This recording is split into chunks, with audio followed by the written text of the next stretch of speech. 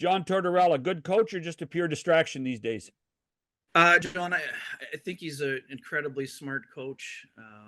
Doesn't fit the traditional mold because of how things go at the podium once in a while, and I would say some of that message sending is certainly intentional. But from my days as a post media hockey writer, I was fortunate to be around John for a series in New York during his time with the Rangers, and I love being around him because, I mean, what do we ask of players all the time, guys? We ask them to be transparent and to deliver insightful answers. And when you find a topic that John is interested in talking about, he's one of the brightest and most insightful coaches in the league. Is he John Cooper and going to wax poetic most days at the podium? No, but you need to be ready when you're around him. Now, when it comes to this week's rant, I'm kind of siding on the flip side. Now, the Flyers are a team that has clearly overachieved this year based on outward expectations, and I would say inward expectations that Daniel Briere and Keith Jones made public. So I can understand if he isn't feeling like his team is measuring up, but when you're questioning, the pride of the players and a region that I don't necessarily want to say out loud, that's when you run the risk of those players potentially alienating the coach. I don't think that's going to happen, but I do think there is a risk involved.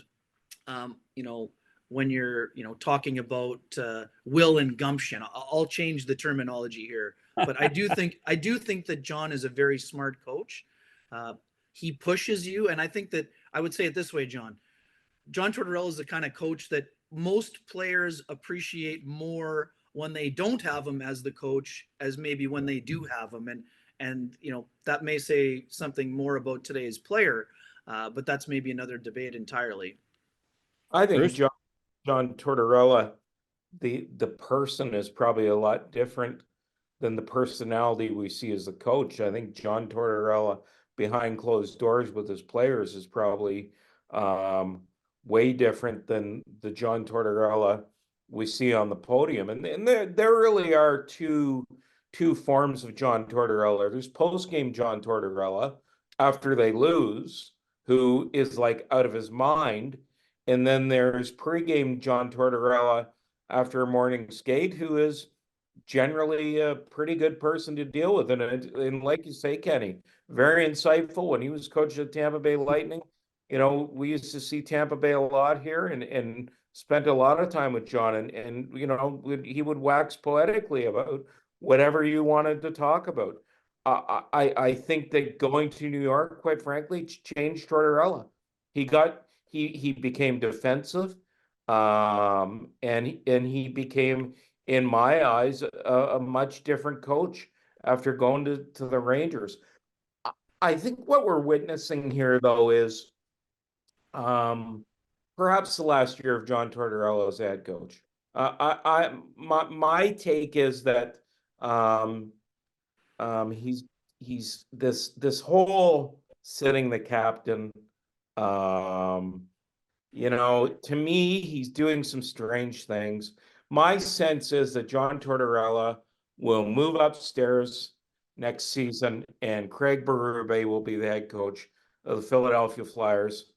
And if I'm correct, I'll be the first one to pound my chest and say, okay, great. And I do think that's going to happen. I do. I think that what we're witnessing here is kind of John Tortorella's last stand as a head coach. One quick one, John. I just think that when it comes to Couturier, though, Bruce, don't you think there could have been an element of load management involved there, just based on the injury history? And I mean, Couturier was a guy we weren't even sure that was going to play again, and I just think that maybe John didn't want to say it publicly that might have been part of it. And he wasn't playing his best hockey, but man, it definitely is. It gets your attention because we're just not used to seeing a coach bench his captain at such a crucial time of the year. But that can go one or two ways, right? And unfortunately, he didn't get buy-in from Sean Couturier, though, Kenny. That's the problem. Fair, yeah. Like it kind of went south on him, right? Yeah, it really did.